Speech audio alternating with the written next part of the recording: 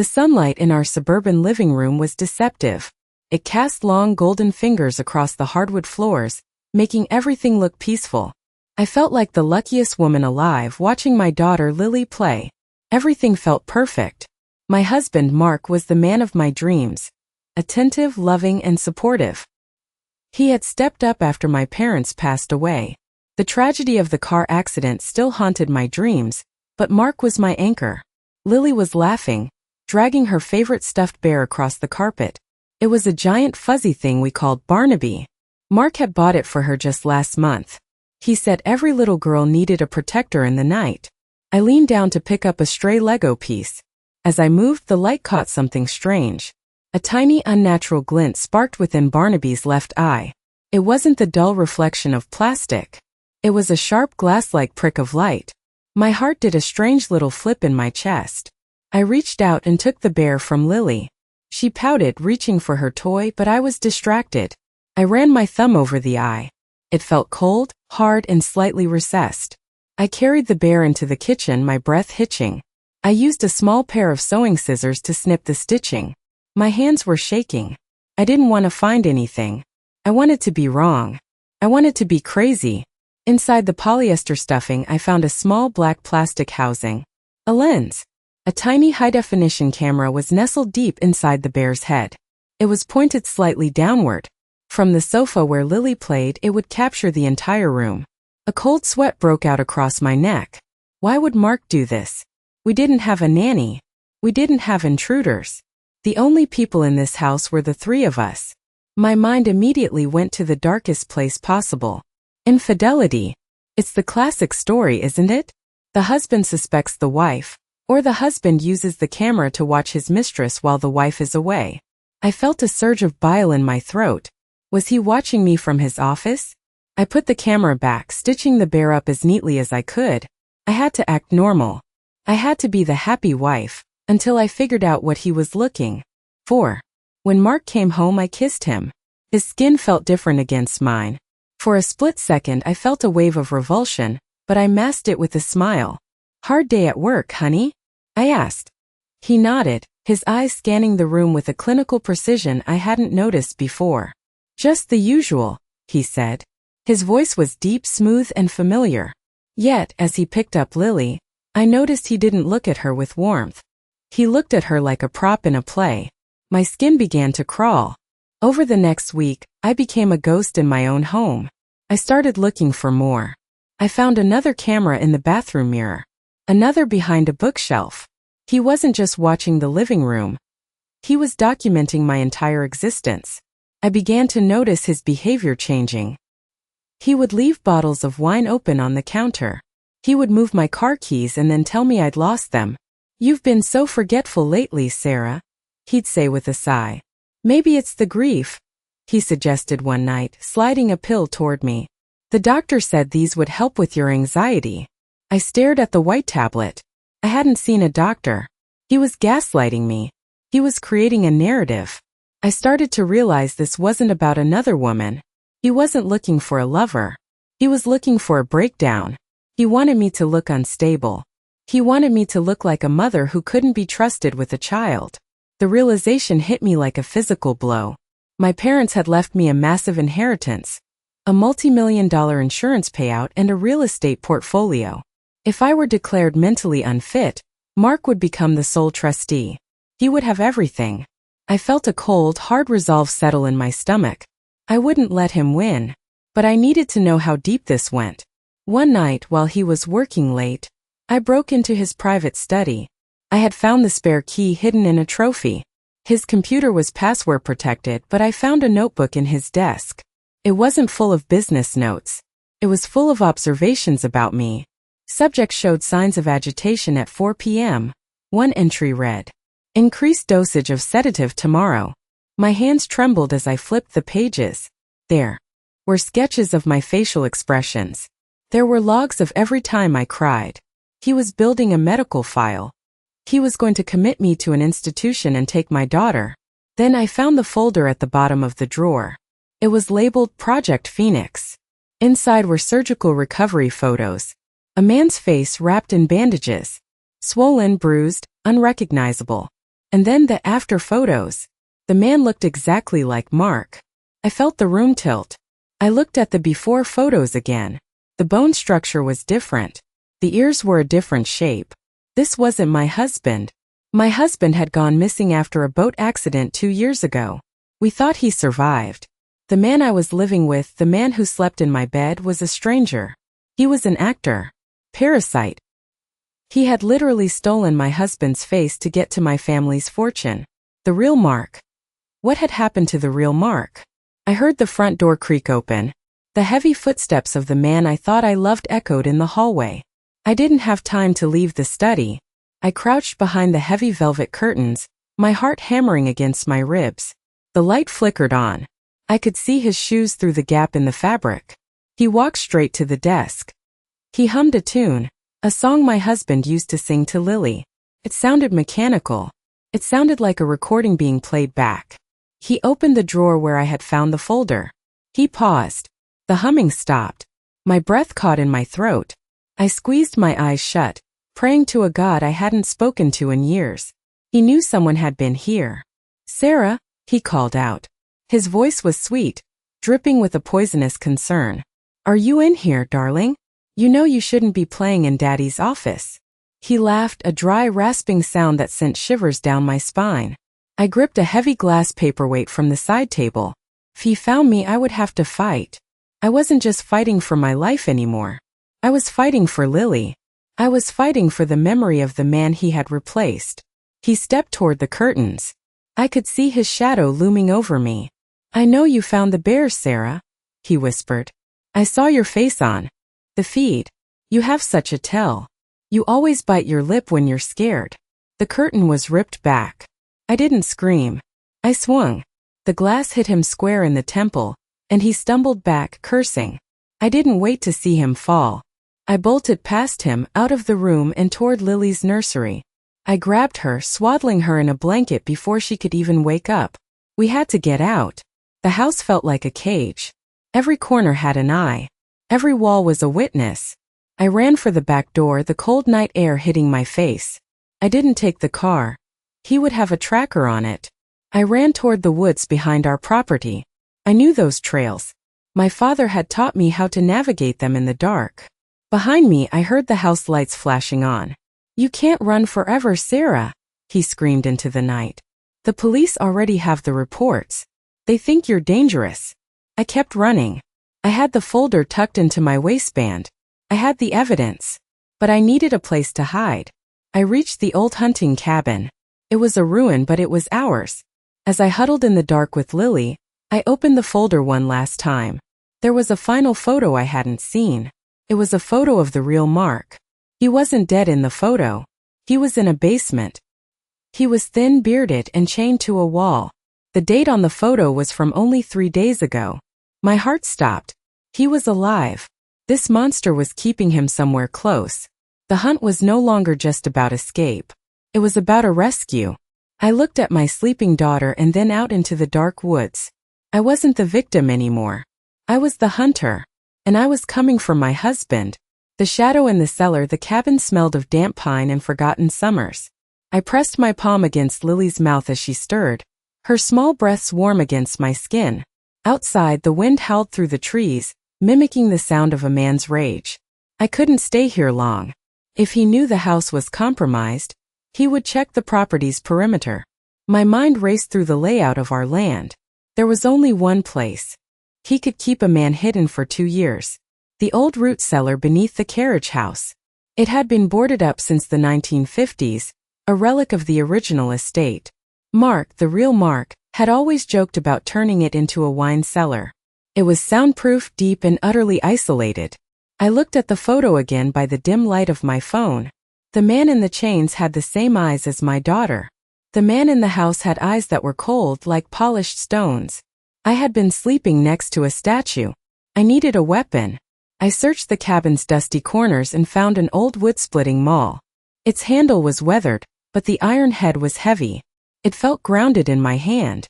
Felt like justice. "Stay quiet, Lily. Like a little mouse," I whispered. She looked at me with wide, trusting eyes. I tucked her into a hollowed-out space beneath the cabin floorboards, covering her with my coat. "I'll be right back. I promise." The walk back toward the carriage house was a nightmare of shadows. Every rustle of leaves was his footstep. Every owl's hoot was his whistle. I moved like a predator, staying low, utilizing the brush my father had once shown me. I saw the carriage house glowing under the security lights. The man, the imposter, was standing by the back door of the main house. He was holding a phone to his ear, gesturing wildly. He was calling the authorities. He was finishing the frame-up. "Yes, officer, she took the child," he shouted, his voice carrying on the wind. "She's had a complete psychotic break. She's armed and dangerous. Please just find my daughter." The lie was so perfect it made my skin itch. I didn't head for the main house. I circled wide, reaching the heavy wooden doors of the carriage house. The padlock was new. It shone like a silver tooth in the dark. I didn't have the key, but I had them all. I struck the lock once, twice, 3 times. The sound was deafening in the silence of the night. On the 4th swing, the metal snapped. I pulled the doors open, the scent of stagnant air and rot billowing out to meet me. I found the trapdoor hidden under a pile of moth-eaten horse blankets. It was bolted from the outside. My heart was a drum, beating a frantic rhythm against my ribs. I slid the bolt back and pulled the heavy wood upward. A ladder led down into a pit of absolute blackness. "Mark," I whispered. My voice was a thin thread of hope. "Mark, are you there?" There was no answer, only the sound of heavy, ragged breathing coming from the depths. I climbed down, the rung slick with moisture. At the bottom, I turned on my phone's flashlight. The beam cut through the dark, revealing a sight that shattered my heart. A man was slumped against the far wall, shackled by his ankles. He flinched from the light, shielding his eyes with a skeletal hand. He was thin, his ribs visible through a tattered shirt. "Kill me then," he croaked. His voice was a ruin. "Just tell me. Tell me Sarah and Lily are safe." The maul fell from my hand, thudding into the dirt. "Mark," I sobbed, collapsing to my knees beside him. "It's me. It's Sarah. I found you." He froze. His hand slowly lowered, and he looked at me through the filth. The recognition in his eyes was instant. It was a connection that no plastic surgeon could ever replicate. He didn't speak. He just reached out and touched my face with trembling fingers. We sat there in the dirt, 2 ghosts reuniting in a grave. He looks like me," Mark rasped, his eyes filling with tears. "He made me tell him everything. Our first date, Lily's middle name, the way you take your coffee. He wanted to become me so he could take your world." I set to work on the shackles. They were heavy, but the imposter had been arrogant. He hadn't expected me to find this place. I used the maul to pry at the masonry where the chains were anchored. Each strike felt like I was breaking a bone. Finally, the stone gave way. Mark was weak, his muscles wasted from years of confinement, but he stood. He leaned on me, his weight a heavy, grounding reality. "We have to get Lily," I said. "And then we have to end this." As we reached the top of the ladder, a shadow fell across the trapdoor. The imposter stood there, silhouetted by the carriage house lights. He wasn't smiling anymore. He held a handgun, the barrel pointed directly at my chest. "I have to admit, Sarah," he said, his voice devoid of any warmth, "I underestimated you. Most wives would have just checked the browser history. You went looking for ghosts." He stepped into the carriage house, closing the doors behind him. He looked at the 2 of us, the original and the copy. He tilted his head, a grotesque mimicry of my husband's mannerisms. "It's a shame. I really did enjoy the house. And the insurance money would have set me up for life in Zurich." "You're a monster," I spat. I stepped in front of Mark, shielding his frail body with mine. I still had the maul in my right hand, hidden slightly by my leg. I just needed him to get closer. I needed him to be overconfident. "A monster? No. I'm a businessman," he replied. "And you, Sarah, are a tragic headline. Grieving mother kills husband and herself in fit of mania. It's a clean ending. The police are already on their way to witness the aftermath." He leveled the gun at my forehead. His finger began to tighten on the trigger. In that second, the world slowed down. I saw the glint of the camera lens in his pocket. He was still recording. He wanted his evidence of my madness to the very end. Suddenly, a siren wailed in the distance. Blue and red lights began to dance against the frosted windows of the carriage house. He momentarily flickered his gaze toward the window. It was the only opening I would ever get. I didn't swing the maul. I threw it.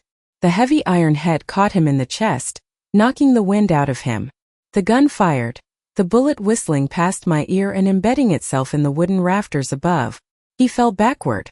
I scrambled toward him, fueled by a primal rage I didn't know I possessed. I wasn't a victim. I wasn't a subject. I was a wife and a mother. I tackled him, my fingers clawing at the face that wore my husband's features like a mask. We wrestled on the dirt floor. He was stronger, but I was faster. I grabbed the gun that had fallen near his hand. I didn't point it at him. I pointed it at the ceiling and fired 3 rapid shots. The signal for the police. The carriage house doors burst open. "Drop the weapon," a voice boomed. Flashlights blinded us. Felt hands pulling me away from the imposter. I looked up to see a sea of uniforms. I didn't fight them. I just pointed at the cellar. "There!" I screamed, my voice cracking. "That's my husband. The man on the floor is a murderer. Check his face. Check the cellar." I fell back into the dirt, gasping for air, as the officers descended into the hole. The chaos that followed was a blur of voices and movement. They found the real Mark. They found the documents in the imposter's pockets. They found the cameras hidden in the house. The narrative he had built began to crumble in seconds. As they loaded the imposter into a cruiser, I saw him one last time. The light hit his face and I saw the surgical scars behind his ears, the hidden seams of a stolen life. He didn't look like Mark anymore. He looked like a broken toy. I went back to the cabin and retrieved Lily. She was still asleep, a small miracle in a night of horrors. I held her tight, the cold air finally starting to warm as the sun began to peek over the horizon. Mark was taken to the hospital. He had a long road ahead of him. Physical therapy, psychological healing, and the task of reclaiming a life that had been paused for 2 years. But we were together. The silence was finally gone. The insurance money from my parents stayed in a trust for Lily. We sold the house. We moved to a place where the walls didn't have eyes and the bears were just toys. Sometimes I still catch myself looking for a glint in the mirror. But then I look at Mark, the real Mark, sitting on the porch. His face is lined with the trauma of the past, but his smile is genuine. We don't talk about the man with the stolen face. We just listen to the sound of the wind. I learned that the greatest secrets aren't kept in cameras or folders. They are kept in the heart. And no matter how much someone tries to copy the exterior, they can never replicate the soul. We were whole again. And the lens was finally closed. I understand. I will continue the story using the I perspective, focusing on the psychological depth, the aftermath of the rescue, and the final confrontation with the truth. I will maintain the short, punchy paragraph structure, 50 to 80 words, but without the horizontal divider lines. The hospital room smelled of antiseptic and old flowers. I sat by Mark's bed, watching the rhythmic rise and fall of his chest. He looked so fragile, a ghost of the man who had disappeared 2 years ago.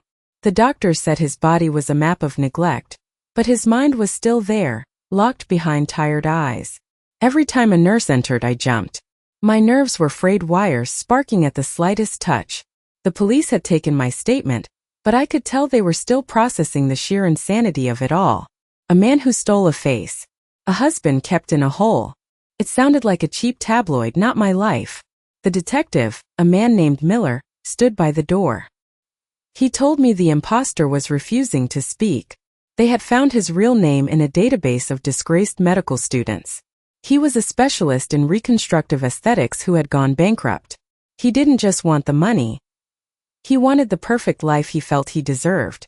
I looked at my hands. They were stained with the dirt from the carriage house.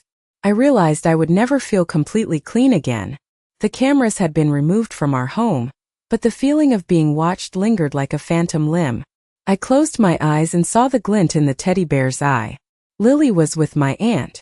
She was too young to understand that the daddy who had tucked her in for months was a stranger. How do you explain to a child that a monster wore her father's skin? I feared the day she would ask questions I wasn't ready to answer. The trauma was a silent guest in our family. Mark stirred, his fingers twitching toward mine. Sarah, he whispered. His voice was getting stronger, but it was still haunted. I watched him through the gaps in the floorboards. I saw him taking you out to dinner. I saw him holding Lily. It was a special kind of hell, watching someone live my life. I squeezed his hand, my tears falling onto the white sheets. He's gone, Mark. He's in a cell. He'll never touch us again. But even as I said it, I knew the battle wasn't over. The legal fight for the inheritance and the insurance money would be a long, grueling process. The imposter had left a trail of forged documents. The insurance company was already being difficult. They called it a unique case of fraud. They wanted to see the psychiatric reports the imposter had faked about me. They were using his own lies against us to avoid paying for Mark's recovery. It was a cold corporate extension of the nightmare we had just escaped. I decided then that I wouldn't be a victim twice. I went back to the house one last time to gather our things. Walking through those rooms felt like walking through a crime scene. Every piece of furniture felt tainted. I stood in the nursery and looked at Barnaby, the bear. He sat on the floor disemboweled. I found a small USB drive hidden in the stuffing I had missed before. It wasn't just a camera. It was a storage device. I plugged it into my laptop, my heart hammering. There were hundreds of hours of footage. But there was something else. A folder labeled insurance. It was a detailed plan of how he intended to kill me. He had recorded himself practicing my suicide note. He had filmed himself pouring small amounts of poison into my evening tea. The footage was chilling. He was clinical, calm, and utterly devoid of empathy. This wasn't just a man who wanted money. He was a predator who enjoyed the hunt. I had the proof I needed. I took the drive to Detective Miller. His face went pale as he watched the videos. "This changes everything," he said. "This isn't just identity theft and kidnapping. This is attempted premeditated murder." The evidence was so overwhelming that the insurance company's lawyers went silent. The wall of lies was finally collapsing for good. Weeks passed and we moved into a small cottage by the sea. The salt air felt like a tonic for our souls. Mark began to gain weight, the color returning to his cheeks. We spent hours on the beach watching Lily chase the waves. The silence between us was no longer heavy. It was peaceful. One evening, a letter arrived from the prison. It had no return address, just a blocky, unfamiliar handwriting. I opened it with trembling hands. Inside was a single sheet of paper with one sentence. "I still know the way you take your coffee." My blood turned to ice. Even behind bars, he was trying to haunt me. I didn't show the letter to Mark. I didn't want to break the fragile peace he had found. I walked down to the shoreline and lit a small fire in a pit. I watched the paper curl and blacken, the words turning to ash. He could keep his secrets. He could keep his stolen memories. They were nothing. He had the memories, but he never had the love. He had the face, but he never had the soul. I realized that the I who started this story was a woman who was lost in grief. The I who was standing on this beach was a survivor. I was the one who had seen through the glass eye. I looked back at the cottage. Mark was standing in the doorway, the golden hour light silhouetting his frame. He waved at me, and for the first time in years, the smile I saw was the one I remembered from our wedding day. It was imperfect, weary, but it was real. And that was enough. We would never forget the man in the teddy bear, but we would no longer let him define us. Our lives were our own again. I walked back toward the light, leaving the shadows of the past to be washed away by the tide. The camera was off. The story was mine to write now.